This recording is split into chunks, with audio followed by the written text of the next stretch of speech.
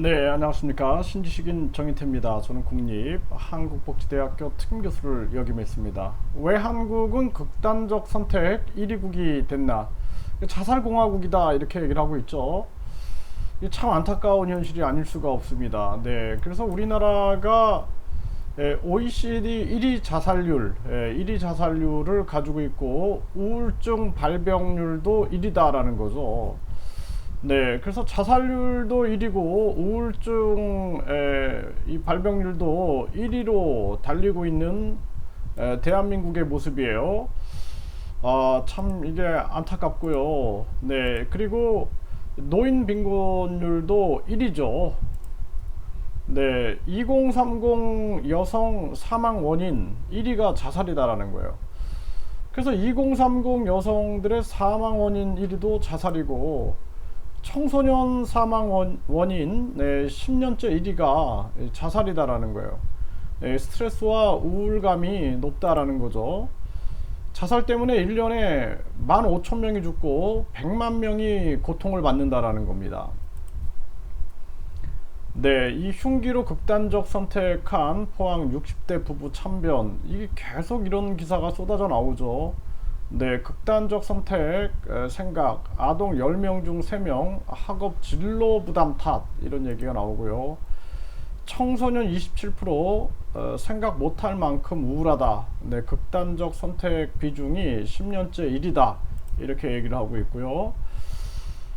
네, 인천 고시텔 농성자 극단적 선택, 경찰 언론에 절망했다. 이렇게 얘기를 하고 있어요. 강제 퇴거 허위 보도와 대안 없는 경찰 설득에 절망을 했다라는 거죠.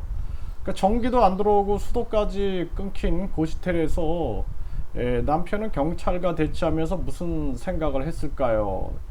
자신의 억울함을 하소연하려고 했는데 언론 보도나 경찰 설득에서 희망이 보이지 않았을 때 이렇게 극단적 선택을 하게 되는 거죠. 그러니까 적어도 사회가 진실과 정의 속에 있어야 되는데 그게 아니라 돈과 권력 편에 서고 진실이 묵살되면은 많은 사람들이 이렇게 극단적 선택을 할 수가 있는 거죠. 네, 잠 못 자고 고민 많은 10대 여성들 극단적 선택, 네, 생각도 남성의 1.6배다 이런 얘기를 하고 있고요. 요즘에는 장애 자녀를 둔 엄마들이 잇따라 극단적 선택을 하고 있죠. 이 양육 부담을 덜어줘야 된다 이런 얘기를 하고 있고요. 네, 포항서 40대 남성이 또 극단적 선택을 해서 사망을 했다라는 기사가 이 어제 기사에 또 나오고 있습니다.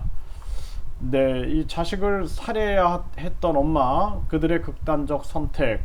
그러니까 자식을 살해하는 엄마들, 오죽했으면 이랬을까요? 이러한 일들이 지금 계속 터지고 있는 그러한 정황이다라는 거죠. 그래서 결국에는 이 아동 청소년들도 그렇고 이 젊은 청년들도 그렇고 어르신들도 그렇고 이 결국에는 이 삶이 굉장히 고통스러운 거예요. 이 소가 콧뚜레를 깨고 있는 거랑 거의 유사하다고 저는 그렇게 생각을 합니다. 그러니까 학생들은 우리가 살아가면서 중요한 것은 돈과 명예보다도 내가 누구인가를 알아야 되거든요. 내가 누구인가? 내가 누구인가? 나는 나답게 살고 있는가? 그래서 죽기 전에 후회하는 것은 내가 나답게 살지 못했다라는 것에 대해서 후회를 많이 한다 그러죠. 그래서 나이가 들어서 내가 하고 싶었던 게 춤이고 그림이고 하면 그때 그것을 아주 그 흥미롭게 빠져드는 그런 어르신들도 많이 계세요. 그래서 우리가 아동 청소년들도 마찬가지예요. 그들이 좋아하는 게 무엇인가, 그들이 관심 있는 게 무엇인가, 이걸 찾게 해줘야 되는 거예요. 그래서 그 재능을 꽃피우게 해주고 인성교육, 우리가 다른 사람 때문에도 고통받는 게 얼마나 많습니까? 또 나 때문에 다른 사람이 고통받는 게 얼마나 많아요. 그래서 중요한 것은 인성교육을 통해서 이웃에 대한 사랑 실천을 배우고 다른 사람에 대한 배려를 배워야 한다는 겁니다. 그리고 살아가면서 나답게 살 수 있는 거, 내가 누구인가를 빨리 발견하는 거, 이게 중요한 건데 이런 정체성 교육 없이 그냥 무조건 돈, 성공 이쪽으로 몰려가니까 아동 청소년 또 청년들 자살하고 결국에는 노인 자살률도 1위, 노인 빈곤율도 1위, 우울증 유병률도 1위 이렇게 되는 거예요. 그게 다 모든 게 유아기 때부터 부모들은 이 아이답게 사는 게 무엇일까? 이 아이는 춤을 잘 춘다. 이 아이는 그림을 잘 그린다. 이 아이는 요리를 잘한다. 이 아이는 뭔가 집을 짓는 것에 관심이 있다. 이런 것들을 발견해주고 그 아이가 좋아하는 일을 하면서 살아도 인생은 짧다라는 거죠.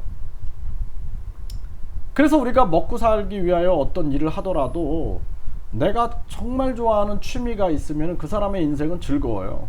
그래서 제가 아는 분도 보면은 자신이 어떤 영업직을 했는데 자신이 좋아하는 거는 레크리에이션인 거예요. 그러니까 그 레크리에이션을 주말에 하는데 그것을 하는 생각을 하면서 자기 일을 열심히 하면서 또 살더라고요. 예, 그러면서 언젠가는 레크리에이션 강사로 자기는 평생을 살아가고 싶다. 예, 그런 꿈을 꾸면서 사니까 삶이 즐거운 거거든요.